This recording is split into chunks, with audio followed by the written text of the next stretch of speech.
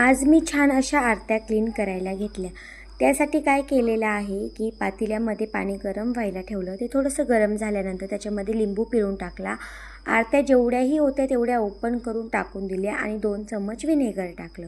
त्यानंतर थोडंसं baking powder आणि भैया पावडर टाकून दिलेली आहे। बघा तुम्ही असं छान लगेच बबल्स यायला सुरुवात झालेली आहे। याने काय होतं ना, जी काही चिकटपणा असतो आरतीना वगैरे तो पटकन असा क्लीन व्हायला सुरुवात होते। आता बघा तुम्ही लगेचच थोडं थोडं त्याची चिकनाई जी होती ती सुटायला सुरुवात झालेली आहे। हे बॅटर आपल्याला छान असं खळखळ उकळून घ्यायचं आहे।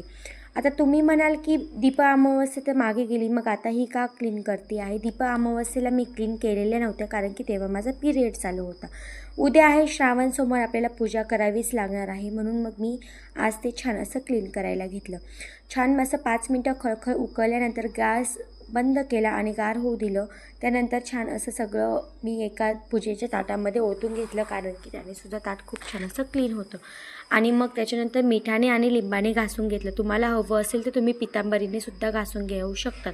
ते घासून झाल्यानंतर धुवून घ्यायचं आहे आणि पुन्हा एकदा आपल्याला साबणाने घासून घ्यायचं आहे, जेणेकरून जे काही आपण व्हिनेगर किंवा आपण जे काही लिंबू वगैरे टाकलेलं होतं त्याचा डाग त्याने पडत नाही, त्या कारणाने।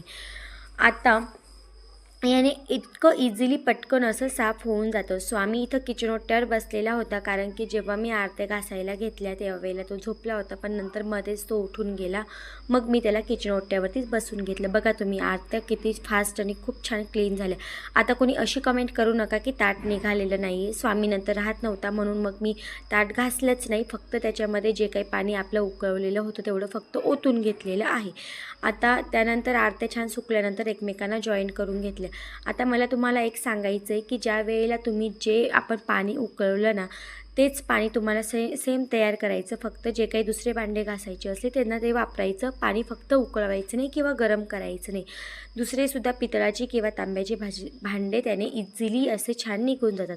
व्हिडिओ कसा वाटला मला कमेंटमध्ये नक्की सांगा।